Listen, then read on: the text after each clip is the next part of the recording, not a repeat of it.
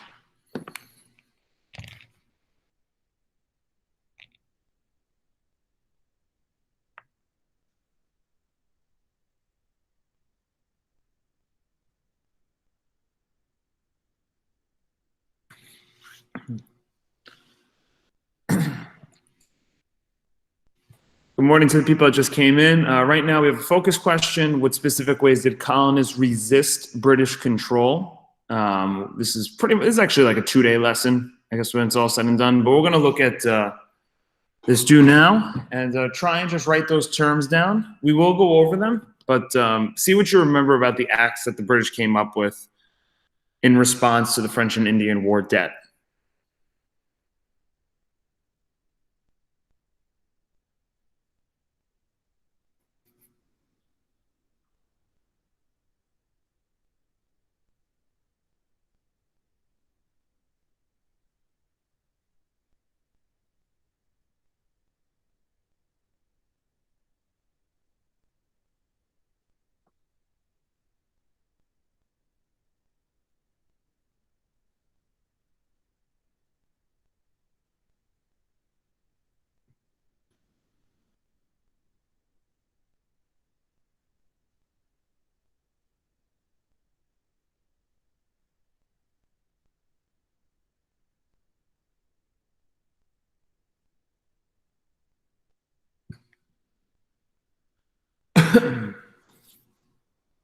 And take about 2 more minutes. What specific ways did colonists resist British control? And what do you remember about these laws or acts? What were they? Tell me something about them.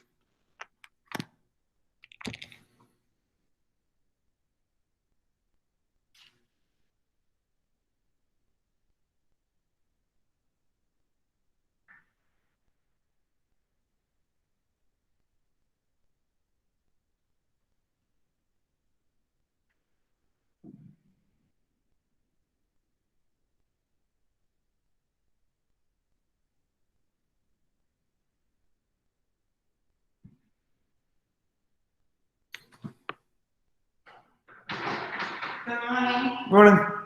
You have a class? Mm-hmm. Just one question. Would you happen to have the old adapter from the other laptop? The one that goes from the laptop to there? If I do, I have no clue where it would be. I don't think I do. You could. I thought I had one there. Yeah. Not there anymore. At where people were like walking around doing that shit. Yeah, I don't know. Oh, sorry. That's okay.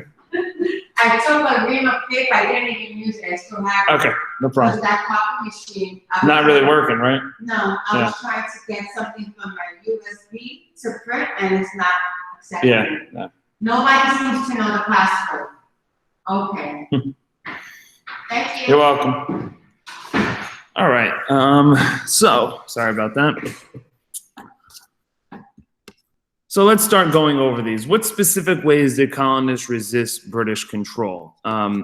If you guys want to unmute yourself, because it is a small class, if there is something you guys remember about this act and you want to share any of these acts, we'd love to hear. So if you feel comfortable and want to unmute, you can. If you don't, then we'll just move on. So the tea act kept tax on imported tea and its existing rate. Very good, and I actually appreciated that you used the word imported tea.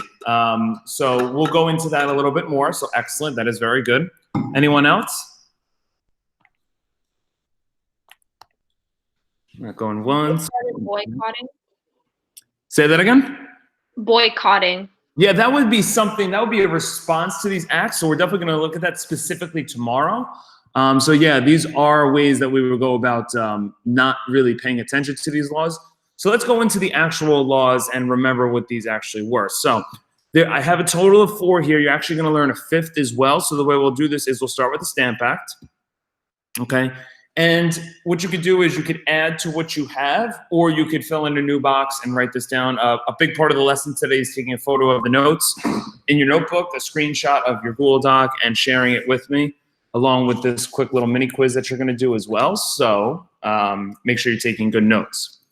Okay, so 1, the Stamp Act. It required all colonists to pay a tax on all paper documents that had a British stamp on them. So if there was a stamp on a piece of paper, on a deck of cards, on mail, if you wanted to purchase that, you then had to pay a small tax added to it. Now, what is crazy is the tax wasn't even that much. It was very small. So let's say a deck of cards cost $1 and there was a stamp on them, you probably only have to pay 2 cents of a tax. But that was still enough to upset the colonists because they thought in principle they should not be paying for the French and Indian War debt. And pretty much all of that tax money is going to go to pay back the debt from the French and Indian War. So this really upset a lot of people. But for years, there were stamps put on all forms of paper, all forms of mail, and this would start to anger the colonists. This was the first act that Britain came up with, but as you'll notice, this particular law did not last the entire time because it upset so many colonists. Okay? The next term is what's called the Townshend Act. The Townshend Act, I'm going to read to you. It's a little confusing at first, but I think now with your newfound definition of mercantilism, you will start to understand it. Okay, so the Townshend Act put stricter control on British mercantile laws. Okay, so that means taxes on colonists that traded either glass, lead, paper, paint, and tea. So if it's kind of confusing, but try and understand it as best you can. Anything that the British sold back to the colonists in mercantilism, and these are some of the topics that they would sell back, these finished products, these finished goods, they would now have to pay a tax on any of those products. So just to kind of re-clarify, let's take paint, okay? Let's say you get the raw materials for paint, you send them out to Great Britain, they make the product for paint, okay? When they resell the paint back, the Townshend Act said you now have to pay a tax when you are trading with the British Empire or if you're trading with any other colonies. So this really hurt a lot of businesses. This hurt a lot of colonists because they now had to pay a tax on essentially things they're being forced to buy. Right? If you own a business and you need to buy certain things, you need to buy them from Great Britain, you're paying an extra tax on that. And that was very frustrating to a lot of colonists. So we have a tax on paper. We have a tax on anything traded, any British mercantile laws. And then, of course, the more simple one, which you probably all learned in 7th grade, which was the Tea Act. Now, I like how Gentiana talked about imported tea. And essentially, she is correct, but I want to just re-clarify a couple of things. Okay, you had two types of tea in the United States in the 1700s, in the 13 colonies. You had the American homegrown made tea, right? And you had the British imported tea.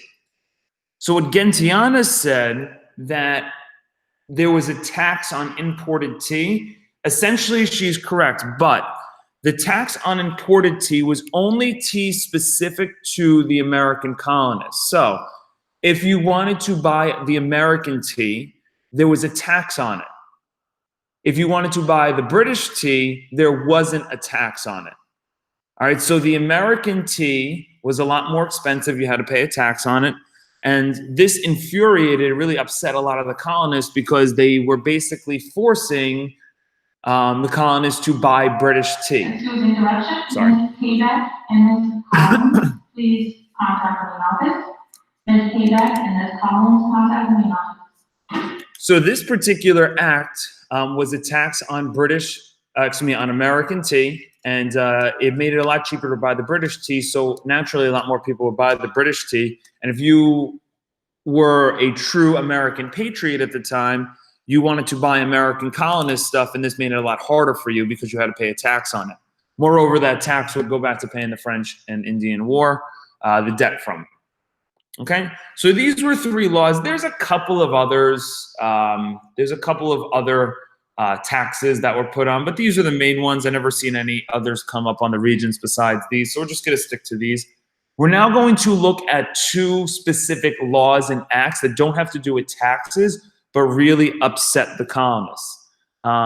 If you remember the Quartering Act last year, this eventually led to an amendment in our Constitution because it was such a problem in colonial America. It's not an issue that happens anymore, but the Quartering Act basically said that there were a lot of British soldiers living in the colonies, but these British soldiers did not have places to live. Hold on one second, I got a teacher coming in, so I just gotta mute myself. So this is the Quartering Act. All right, so the Quartering Act allowed the British soldiers in the homes of colonists. So if a British soldier wanted to go sleep in your house or whatever, they needed a place to stay, they could literally knock on your door and you were forced to let them in. If you did not let them in, you would be arrested and then they would sleep in your home anyway.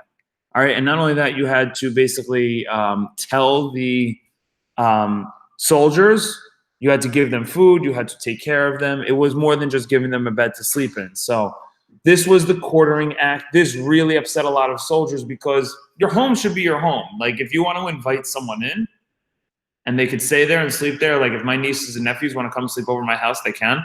I'm not going to let random people come sleep in my house. That's just weird. All right, but back then, the colonists were forced to do this. In places specifically like Boston, where you had a lot of British soldiers, we're talking like almost all the British soldiers were living in colonial homes. So this really upset many of the colonists. So these were 4 acts that you would have learned last year at some point in some capacity. And it just goes to show you the way the British were really infringing upon the rights of the colonists. Not necessarily the taxes are infringing upon the rights. We'll talk about that in a second. But the Quartering Act definitely is. All right, this was a law that was very upsetting to many colonists, and if you see the date of it when it came out, this came towards the end, before the start of the American Revolution, towards the end of the Revolution period. So many colonists were just getting fed up with the British actions and the King's decisions. All right, the last one you don't remember is what's eventually called the writs of assistance. I don't think you guys learned this last year, but it's a big Regents term. So we want to really break this down. Now, let's talk about the writs of assistance. So this was a law that came up by the British. And let's go back to the taxes, like the stamps, the Townshend Act, and the Tea Act. Okay, we had what's called tax collectors. And British officers and tax collectors had the right and had the authority at any point to knock on your door, come into your house, all right, and then look at the items that are in your house. All right, so let's say you have some paper products. Let's say you have some tea. Let's say you have some glass. You needed to prove that you had already paid taxes on these particular items. If you didn't have proof that you paid the taxes on the items, you would be taxed on them, or in some cases, taxed again. I mean, how many people throw out the receipts to stuff, right? I mean, I throw out receipts to everything I buy. So, you know, if someone came and said, hey, Mr. Panio, did you pay taxes on the sneakers you're wearing? I'd be like, yeah. I'd be like, okay, where's the proof? I'd be like, I don't know. I don't have the receipt anymore. I have to look online, or I have to hope I have it somewhere. But if I can't prove it, they could then tax me again. Now, could that happen in 2020? Absolutely not.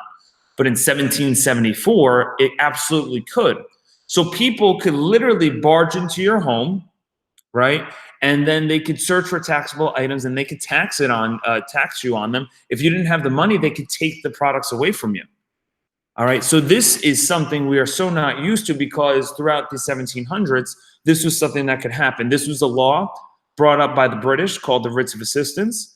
As you'll learn when we get to the Bill of Rights and the Constitution, you know, later on in October, we will talk about how this led to an amendment called the Fourth Amendment, and we don't allow even police officers without a warrant to come into our home without asking. Okay, you do not have to let anyone in your home without asking. That's an infringement of your privacy.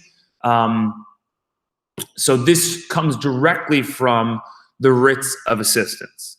Okay, so these are basically 5 laws and acts that the British kind of gave to help pay back the debt from the French and Indian War. Along with that, also to gain more control over the colonists. And what you're going to start to see is many of the colonists are going to start to resist against the British control. When the government tells our colonists to do certain things, some of them will listen, but many of them will not.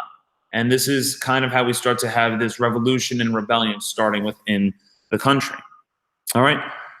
I'll give everyone another 10, 15 seconds just to copy this down.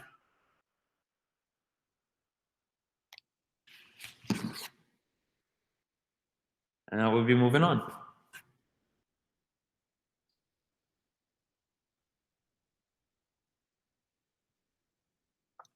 Okay, so I need you guys to write in the chat. What I have here is the 13 colonies.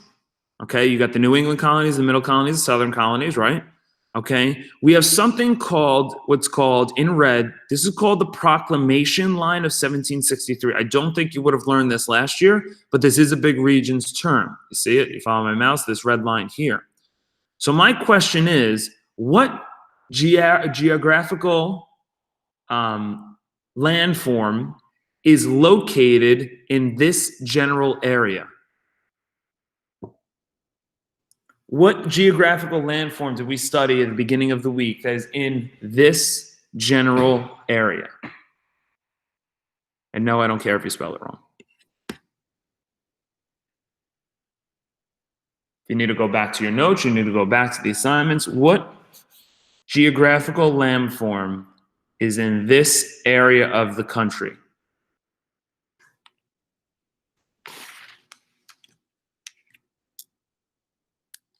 Excellent, Gentiana, you're correct. The Appalachian Mountains. And not only is it in the area, this is exactly the Appalachian Mountains, what they look like. Okay, the Appalachian Mountains are located right here. So what you see here is that all the 13 colonies are going to be to the east of the Appalachian Mountains, because if you're following my mouse, Great Britain's located in Europe somewhere over here, and they realize that, you know what, we don't want any of the colonies going west of this. Okay, so they're going to use the Appalachian Mountains as the boundary to keep the 13 colonists at their home. Okay, so this way it's easier for them to control them. Okay, so we have a line that is established by Great Britain. Okay, and it does use the Appalachian Mountains as the boundary. If you are of the British Empire, everything west of the Appalachian Mountains is owned by the Native Americans. Now, you don't have to remember much of 7th grade history to remember that the colonists and the Native Americans did not particularly get along very well. All right, for pretty obvious reasons, because the colonists are coming in and taking a lot of the Native American lands. So we need to establish something. If, let's say, a Native American tribe got into a war with the colony of North Carolina, you know who has to come defend the colony of North Carolina? The British. So the British wants to basically avoid that at all costs. All right, because if you go west of the Appalachian Mountains, you're going to get into problems with Native Americans, and that's not what the British want. Moreover, how in the world are the British soldiers going to travel across the Appalachian Mountains to get to this area to control the colonists? They don't want to do that. So what they're going to establish is a law called the Proclamation Line of 1763. So please copy this down. All right. Using the Appalachian Mountains, Britain did not allow any colonists to move westward into North America. Now, I don't know, I'm sure there's plenty of students in this school that when they're not told to do something, they get this urge to want to do it, right? If I tell a student, you're not allowed to, you're not allowed to, I'll just use a chew gum in class again. You're not allowed to chew gum in class. I'll have about 90% of the students listen, and then there's that 10% that like want to test the boundaries a little bit. When they're told not to do something, it makes them want to do it even more. Maybe it wasn't even on their mind. But so many colonists, since they were told they couldn't move westward, okay, west of the Appalachian Mountains, that actually made a lot of colonists want to move westward. I mean, think about it, in 2020, no one's going to stop you from ever leaving your home and going somewhere. So if you wanted to go to a new place, if you wanted to basically, move from New York to California, the country's not stopping you, okay? The government's not stopping you. But in 1763, the British were stopping the colonists from moving across the country. All right, and I think there's this American way about us where we always want to have our freedom, and telling people they can't do something definitely angered a lot of colonists. So pretty much they were told you can only live in these areas. And some colonists were fine with it, but some colonists got really upset by that. The reason was because it would be harder to manage and protect the colonists because they're so much further away. Okay, just again, using the map, Britain's located all the way across the Atlantic Ocean. It's hard enough already for them to travel the Atlantic Ocean and get to the 13 colonies. Now they have to go police people in the west of the Appalachian Mountains. It's not happening. All right, and they wanted to protect from the Native Americans in the mainland of the United States. All right, so I'm going to give everyone another minute to finish copying. We're going to come up with the Regents question on the proclamation line. And then I think we have one more slide, then we're going to get to the mini quiz.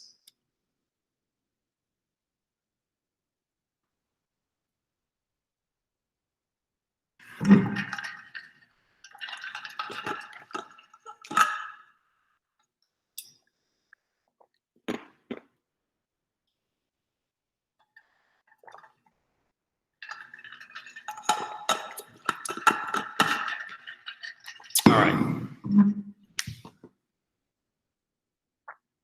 If you need more time, please write in the chat that I need to wait. Otherwise, I'm going to move on in 10 seconds.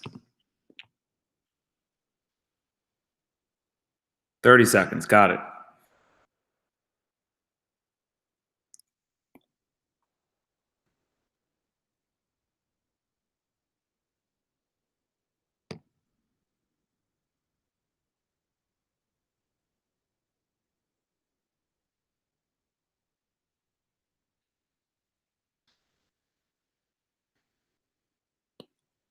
Okay, Rena, just write in the chat when you are ready for me to switch over.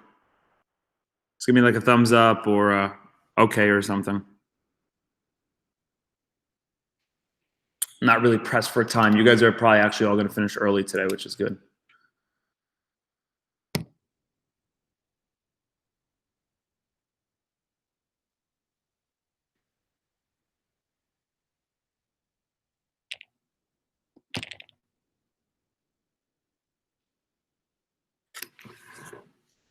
Beautiful. Okay, so let's move on. So here's the Regents question. Just write in the chat if you know the answer. The main reason Great Britain established the Proclamation Line of 1763 was to what? Was it 1, avoid conflicts between colonists and Native Americans? 2, make a profit by selling the land west of the Appalachian Mountains? 3, prevent industrial development in the Ohio River Valley? 4, allow Canada to control the Great Lakes region?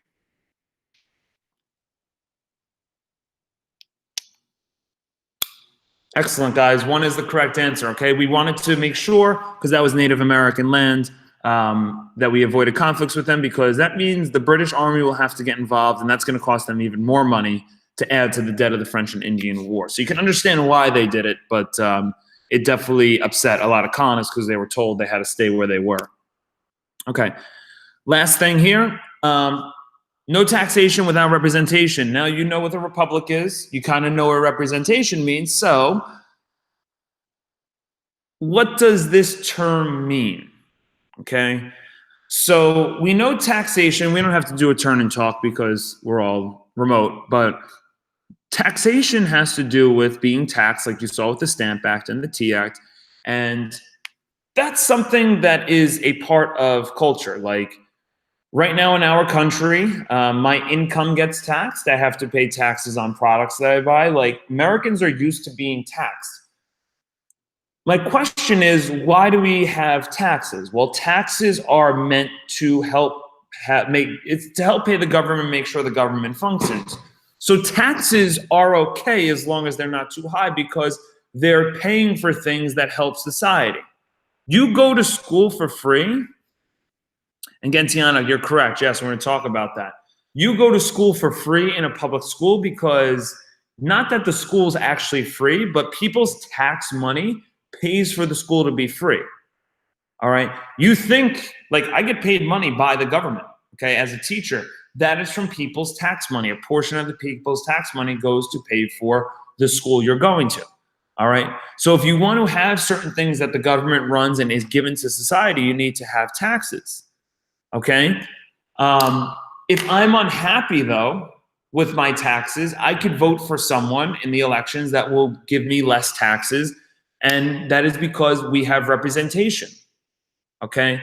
I have a say and I have a vote in our government.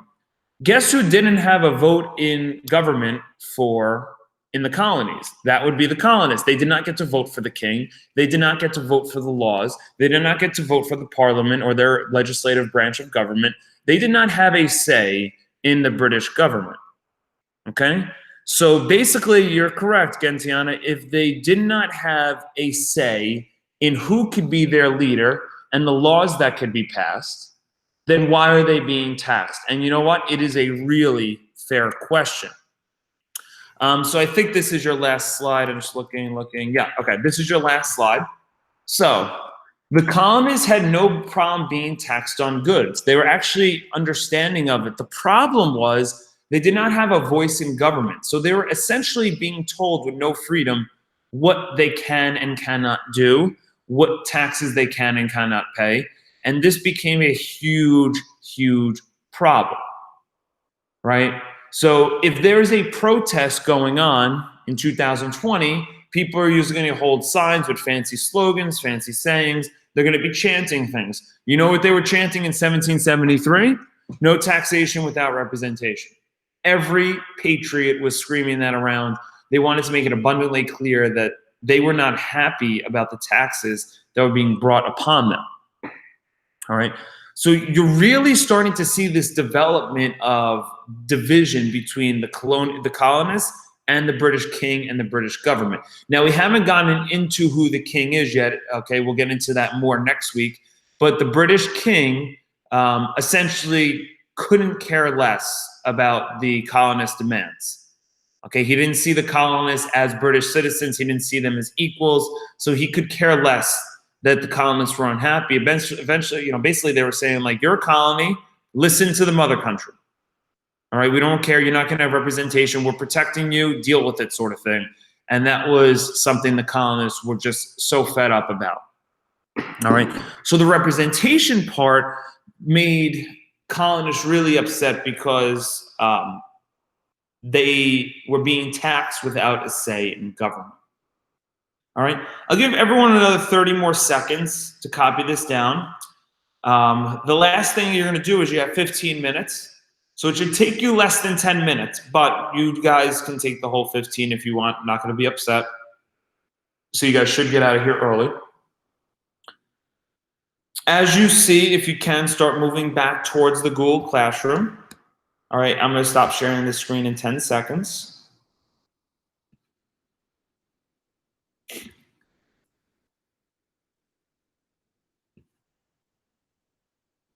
All right, start heading back to the Google Classroom. You guys are going to take a look on the Google Classroom. You should see that there's two things that you need to do. All right.